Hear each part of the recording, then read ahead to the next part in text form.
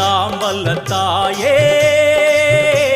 எங்கும் நிறைந்தாயே உன் திருநாமமே இங்கு பல கோடியே அதில் எதை சொல்லி நான் அழைப்பேனோ எல்லாம்